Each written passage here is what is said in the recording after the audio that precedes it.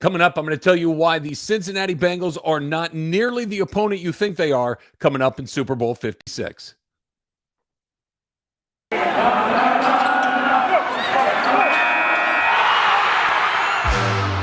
are Locked On Rams, your daily Los Angeles Rams podcast. Part of the Locked On Podcast Network, your team every day.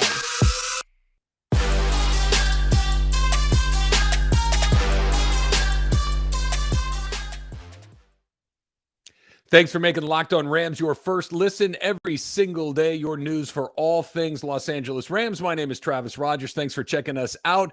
Picked a pretty good time to rejoin the Locked On Podcast Network. Of course, I was the original host of Locked On Rams, have been doing the Rams pregame show, halftime show, postgame show since the Rams returned from Los Angeles 6 years ago, around the team all the time. So very, very excited about getting the opportunity to talk Rams football with you. You can find us on Twitter at Travis Rodgers, at Locked On Rams, and of course, our YouTube channel, the Locked On Rams YouTube channel. We are free and available on all platforms. So make sure that you make this a regular part of your podcast listening. Okay, so let's talk about this, right? Let's talk about why the Cincinnati Bengals might not have been exactly what you were looking for in a Super Bowl opponent.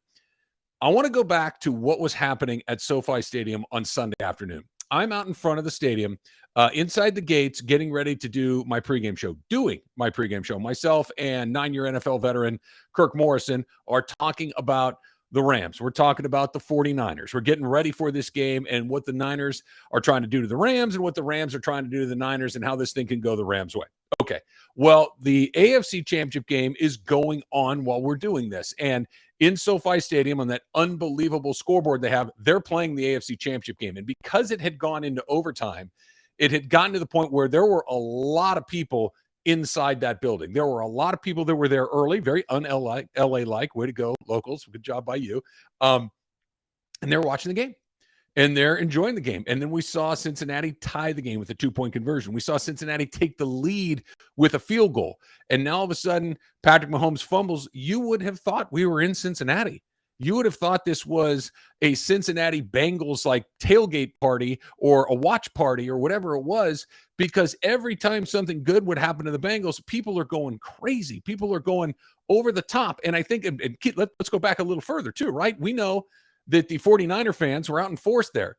I don't think there's any question that both the 49er fans and the Rams fans were thinking that the Cincinnati Bengals are a much easier road to a championship, to winning the Lombardi Trophy, than it is dealing with Patrick Mahomes and Andy Reid and Tyreek Hill and Travis Kelce and all of these other guys that come with the Kansas City Chiefs. They've won a Super Bowl a couple of years ago, 4 times in a row in the AFC Championship game. The Bengals are the new guys in town. Give me a shot at the new guys that don't have the experience, right? Okay, yeah, I mean, it makes sense to a degree, but here's the reality of it.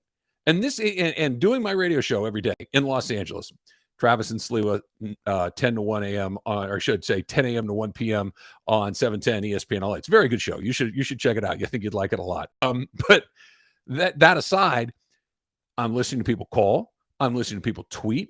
I'm reading people's tweets. I'm reading things about, well, you know, the Rams, when they won the NFC Championship game, that this is an option. Well, okay, we just got to go beat Cincinnati. Well, right. You have to go beat Cincinnati. Cincinnati did not win a raffle to get into the Super Bowl. They did not pull the golden ticket out of a Wonka bar. Okay, that's not what happened. They didn't get here with a free pass. They got here because they beat the Raiders in the opening round. Okay, fine. I think everybody probably thought that the Bengals were going to win that game. The Raiders got in to the playoffs under pretty unusual circumstances. They had to win 4 in a row. I think they won those 4 games by a collected 12 points. It was really narrow. Overtime, last game of the season. We all know what happened there. But the Raiders get in. Bengals take care of them. I think at that point, everybody thought, okay, the Bengals, nice little run, nice start for Joe Burrow, nice start for Zach Taylor, former Rams assistant Zach Taylor. Good for him. Getting into the playoffs, winning the division for the first time in a while. Good news. Go to Tennessee. Tennessee's the number 1 seed. Tennessee had the only bye in the AFC. They go into Tennessee and they win the game. Now, maybe it wasn't perfect. Maybe they didn't play a lights-out game. Maybe it was as much as Tennessee kind of giving them something as anything else. But here's what they did. They had never, let me say this again, the Cincinnati Bengals had never won a playoff game on the road. Never. They go into Tennessee and beat the number 1 seed in their backyard. All right? I don't care what the circumstances are. That's not easy to do. If you do that, you've done something. And then it was, Well, okay. Really nice little win, but yeah, now you got Patrick Mahomes. Patrick Mahomes just took out Josh Allen. Patrick Mahomes just had one of the great NFL comebacks ever in beating the Bills the way that they did, 13 seconds driving down the field, kicking the field goal, overtime, the whole thing, right? Oh, Patrick Mahomes is what he does. He wins these games. He goes to the AFC Championship. He goes to the Super Bowl. He wins Super Bowls. He's an MVP. Well, yeah, but guess what happened? They lost. To who? The Cincinnati Bengals. The Cincinnati Bengals won that game. They didn't get a gift. They were down 21-3 against a team that, while maybe not the number one seed, was probably the pick that most people had going into the playoffs. If you were just picking AFC teams, I think if you took 100 people, the majority of them would have picked Kansas City. I don't know how many people were picking Cincinnati, and Cincinnati won. And they won because they're good. And now there's this understanding that, oh, well, maybe they're not what they're maybe they're a year ahead. Well, maybe. You know who else had no pedigree coming into the playoffs a million years ago? You know who else was a team that had a quarterback that just kind of had that thing that I win stuff? I would say it differently, but I want this podcast to have a certain rating. I win things. This is what I do. I know you might be expected that we're new here and we're just got here, but Joe Burrow wins things. I don't know if you saw me at LSU. I win things. I don't know if you understand that this is not surprising to me. Who does that remind you of? Who was a guy that in college just won a bunch of stuff and then showed up in the NFL and took a team that was garbage, that had an unbelievable amount of self-confidence, an unbelievable amount of game, and just this really preternatural ability to be cool at really difficult moments? Joe Montana. The 49ers pre-Joe Montana were trash. They were not a good team. They did not compete for Super Bowls. They didn't compete for playoff spots. This was not a quality organization. And then they got the quarterback, and all of a sudden it changed. They go to the Super Bowl in his third year. They win the Super Bowl in the third year. I don't have to tell you what happens after that. All of a sudden, Jerry Rice shows up a couple of years after that, and now they're stacking Super Bowls, one after the next, one after the next. They, put them, Jerry Rice, greatest wide receiver of all time. Joe Montana, prior to that other guy in Tampa and New England, greatest quarterback of all time. All right. I'm not saying that Joe Burrow and Ja'Marr Chase are Joe Montana and Jerry Rice. What I'm saying is there are a lot of similarities between the way that the Bengals got this thing started and the way that the San Francisco 49ers thing got this started. So when the Rams take the field here in a couple of Sundays, when the Rams come out at SoFi Stadium and you see Bengal helmets on the other side, and you're thinking these guys are brand new, these guys are playing with house money, these guys are so early, I don't know what to tell you about this. Think about this. That's what they were saying about Joe Montana. That's what they were saying about the 49ers. They were talking about, yeah, they're good, and this quarterback, it looks like he might be onto something. He might be pretty good. They keep doing this. They might punch one of these things in every once in a while. Well, yeah, then what they did is they punched in the very first chance they got, coincidentally, against the Cincinnati Bengals of all teams. The Rams, I'm not worried about the Rams themselves. I think that Sean McVay knows exactly what he's going up against. I think that Matthew Stafford understands how hard it is to get into these positions, and that Odell Beckham Jr. and all Cooper Kupp, all these guys, they're not going to go there. It's the Bengals. We got this thing locked up. What I'm saying is, everybody needs to collectively get on board and understand that this is going to be an incredibly difficult game to win, because the guys on the other side, they're onto something. They're very good. They're hot, and they're not just happy to be here. You're going to have to be ready for that, because that's going to be a big part about what they do. All right, so let's go to the next step. Coming up next, I want to talk about what happens, what is the season, what is the 2021 NFL season for the Rams if, in fact, they don't win the Super Bowl. Is it a failure? That's coming up next. But first, let's talk about our pals at Bet Online. Bet Online has you covered this season with, how about this, more props, odds, and lines than ever before as football continues its march through the playoffs right to the big game coming up here in just a couple of weeks, less than 2 weeks, in fact. BetOnline.net remains the best spot for all of your sports scores, podcasts, news this season. They got everything you want right there. And it's not just football. BetOnline has up-to-the-minute info on pro and college basketball, NHL, boxing, UFC, along with real live time updates of current games. Right? You're going to get that not anywhere else. This is where you go to get it, right? BetOnline.net. Don't wait to take advantage of all the new amazing offers for the 2022 season. BetOnline, where the game starts.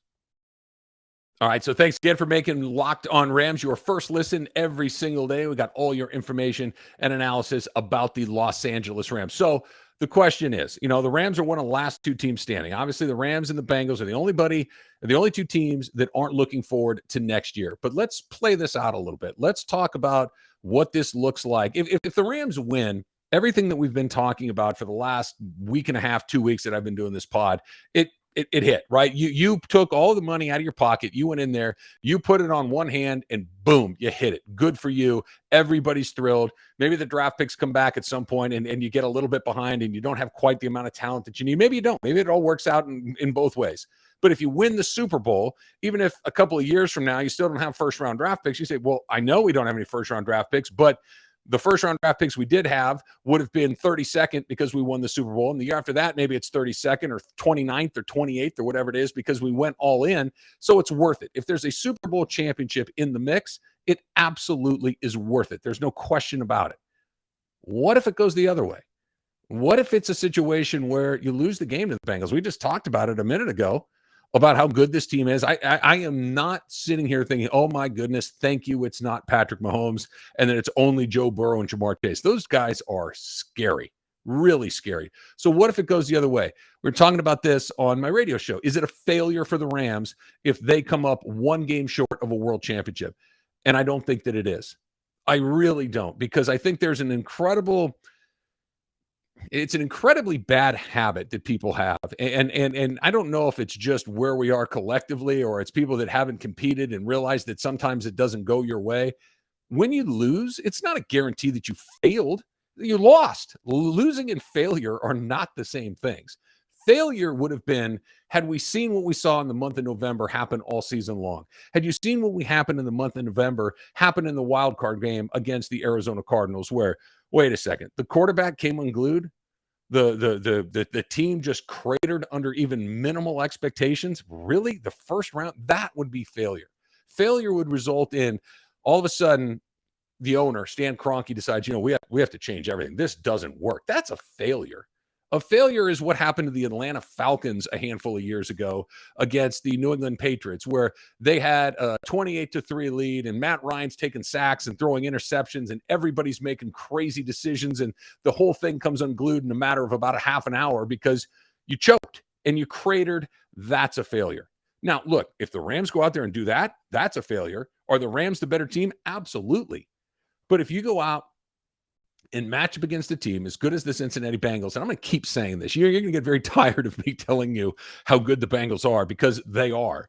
But if you go out there and you have a result, let's use another example from the Super Bowl.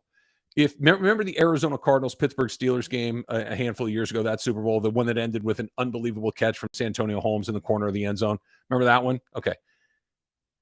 Did the Arizona Cardinals fail in that game? Was that a failure? I can't imagine anybody thinks that it was. It was an incredible disappointment, a terribly disappointing moment where you think that you're on the verge of winning a Super Bowl. You've done everything you possibly can. We saw the Larry Fitzgerald touchdown, Kurt Warner's playing lights out. Everything about that was an extraordinary run to the Super Bowl. But they didn't give it away. They didn't collapse. They weren't bowed by the moment. They lost. There's a difference between those things. If that's the outcome of the game and the Rams are the Cardinals in that situation, is that a failure? I can't see it like that. In that situation, you run it back again. Maybe you make some small tweaks along the way. You maybe find some value later in the draft. Maybe you have to get a little more creative with your money and how you spend it. But failure would mean that we got to start this whole thing over again. It's not what they're going to do.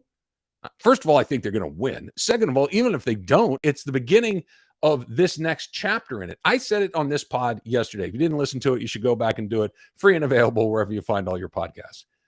But I said it. You need to cash this win in because you never know what's coming next. And I believe that to be true. I believe that you don't know if you're coming back to this game in a year, in 3 years, like they were this time since the last time they're there, or maybe it'll be another 3 decades before you come back. Nobody knows. Bengals used to go to the Super Bowl kind of. They went in the early 80s, they went in the early 90s, and, well, here we are. It's 2022. So sometimes you go and it turns around every 10 or so, but you just don't know. But that doesn't mean that because it didn't go your way that you failed, that the organization is failing. It means that you lost. Now, if they go out there and lose the game 34-10 and somebody's just running the ball up and down the field and no one can cover anybody and Jalen Ramsey collapses and Aaron Donald doesn't have a tackle and Von Miller is AWOL, then, yeah, that's a different conversation. But if it's a game and the Rams play well and come up a little bit short, I have a very hard time envisioning that in any sort of way as a failure. Disappointing, no question about it. But I just don't see it. And take the Cincinnati Bengals seriously, because that's a team that's coming here. They are not happy to be here. They are not just, hey, let's go to LA. We'll go to the pier. We'll check out Disneyland.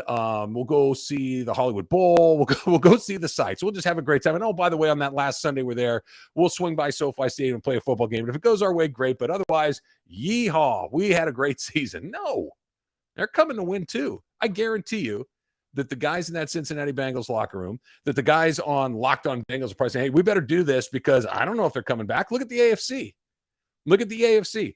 Lamar Jackson, Josh Allen, Patrick Mahomes, Joe Burrow. We'll see what happens with Aaron Rodgers. Where does he go? We'll see. I mean, you look at the quarterbacks. Justin Herbert didn't even get into the playoffs. He's one of the best quarterbacks in football. He can't even get into the tournament. That's how good they are. So you're going to have to figure this out pretty quickly, and there are no guarantees that you're going to get back to this game over and over again. So they're coming with everything. I do not think losing the game equates with failure. It equates with disappointment. It equates with sadness. It equates with feeling like you had a chance and it just didn't go your way. It's not failing. Failing is you're not prepared. Somebody gets arrested the night before. All those terrible things that we've seen happen to other teams before. What up, Eugene Robinson? I'm just saying, that's failing.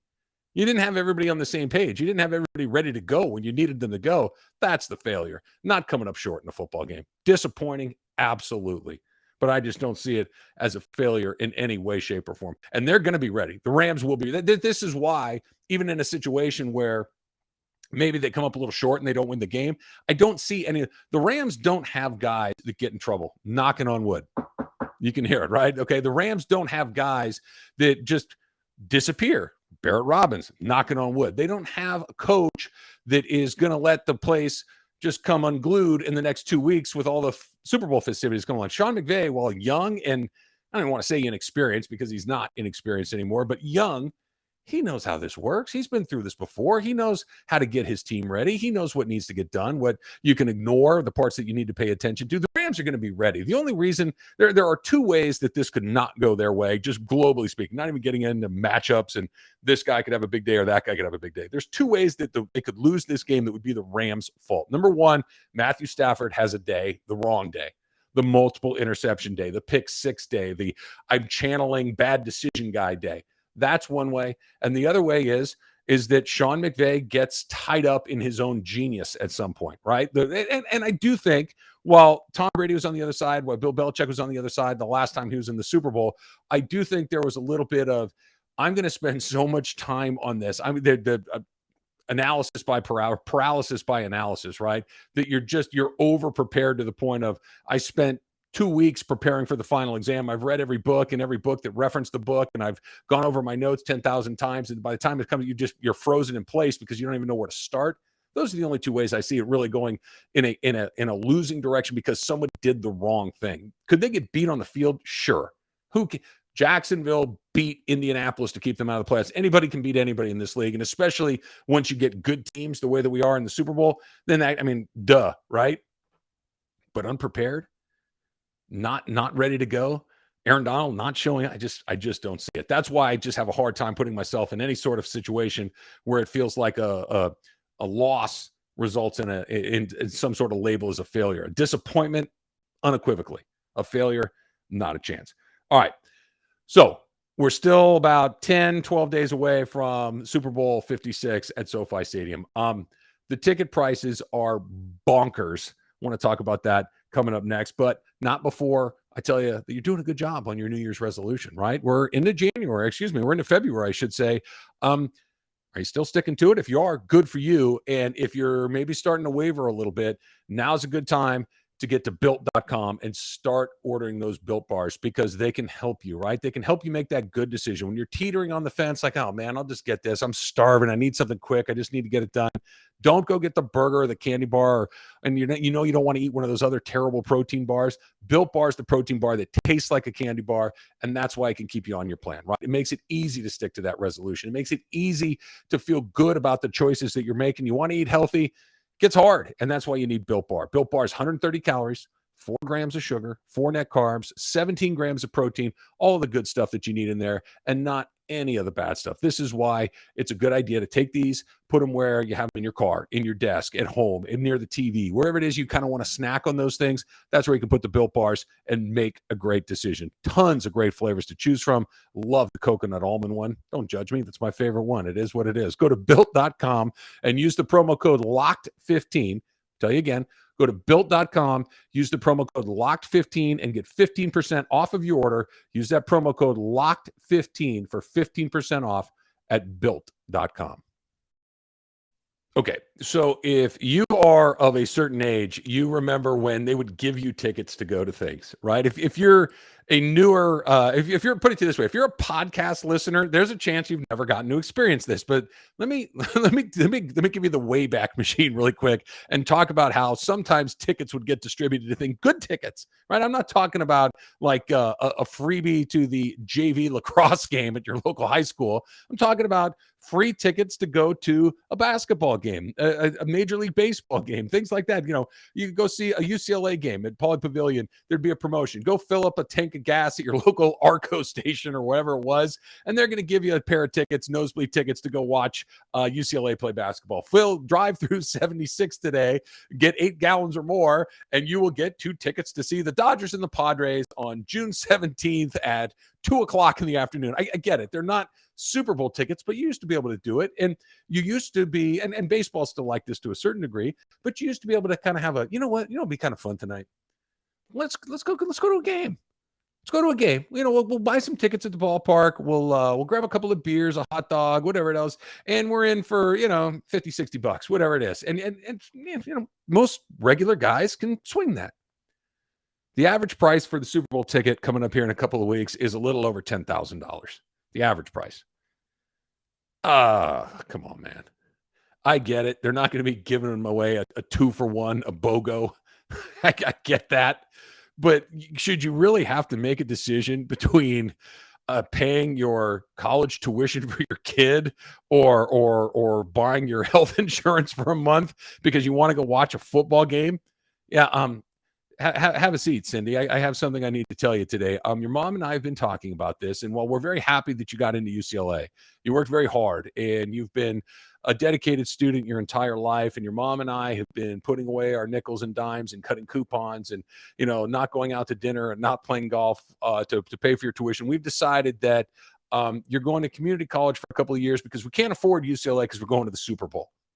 It's almost what you're making people make a decision between.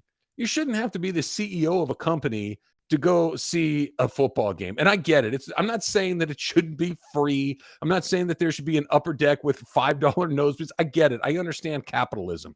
Okay. I am a capitalist myself. You get what something is worth, right? If the only reason that people can sell these Super Bowl tickets for $10,000 is because somebody's able to pay for them. I get it. I get it in a vacuum, though. I don't get it in any sort of reality. It would be nice. And part of it is that it's here in my hometown. Part of it is that the team that I cover is going to be in it. And I would like for the place to be filled up with Rams fans. I've been to a handful of Super Bowls before. And if I'm being entirely honest, it's a weird event. It's a fun event. It's a really cool event. And I would love for everybody for the opportunity to see it. But in-house, in the building, it's kind of different. It's kind of different because it's not filled with fans of the team for the most part. They're in there, to be sure. There will be Rams fans at SoFi. There will be Bengals fans at SoFi. And I'll tell you right now, I wouldn't be surprised at all if there were more Bengals fans than there were Rams fans at SoFi, despite the fact that the economies of the two cities are very different. The population bases are entirely different. I'm just saying that, hey, we may or may not ever get back to this. Let's go do this. This is a once-in-a-lifetime opportunity. Let's go to Los Angeles, go do all the fun things, et cetera, et cetera. Whereas if you live here in this town, one of the things that we're known for better or for worse, is, yeah, I'll catch you later. Nah, not feeling it today. Maybe next time. That's kind of how we roll a lot of times. You know, sometimes it's fair, sometimes it's not. But the point of all this is there should be the point in the Super Bowl. It's, oh, there's a CEO and there's another CEO and there's the friends of Roger Goodell and here's this network and that network. And it's not filled with football fans. What made the NFC Championship game so awesome, what was so nice about being in SoFi for that game, is that Rams fans were going nuts And as much as it pains me to give them any credit at all, the 49er fans were loud and supportive of their team and raucous, and they were fired up. It felt like almost like a European soccer match where there are fans of both teams and everybody's going crazy and screaming and loving every minute of it. It wasn't antiseptic and sterile and cold. Super Bowl can kind of be like that in person. On TV, it's fun because it's just about the football and the commercials that you want to talk about the next day. It's about the bowl of chili over there, and then the fried chicken that's over there, and all the food that we all going to want to eat. How many wings did you eat? I had 43. How many? I only had 26. I better catch up. There's that kind of in the stadium. It's weird. It really is, because the breaks are long. An NFL game moves. It's fast. It goes along. Super Bowl goes much more deliberately than that. And I think you could change. I mean, maybe not the pace of the game specifically, but I really do think that you could change some of the atmosphere in the building if you had football fans in there. If you didn't have somebody that, I'm the number 3 at a Fortune 500 company, and I'm going to go take over the suite this weekend, as opposed to having football fans in there. It's a totally different vibe. I know that there's nothing that anybody can do about this because the market is the master and they're going to determine how much this stuff is worth. But I'm just saying it's kind of a bummer that nobody that's a football fan, a Bengals fan, a Rams fan can get a ticket to one of these games that isn't going to be something that alters the economics of your life for the foreseeable future. That just seems aggressive to me. I don't know. Maybe I'm getting too old. Maybe I'm feeling a certain way about these things, but it would be nice if at the biggest football game of the year, you had, I don't know, actual football fans in the beginning. That's coming up tomorrow on the next Locked On Rams podcast. Thanks for making us your first listen every single day. My name is Travis Rodgers. Check us out wherever you get your podcasts. And, of course, our Locked On Rams YouTube channel. Don't forget to make your second listen Locked On Bets. It's hosted by your boy Q with expert analysis from Lee Sterling. Until then, whose house? It's Locked On Rams' house.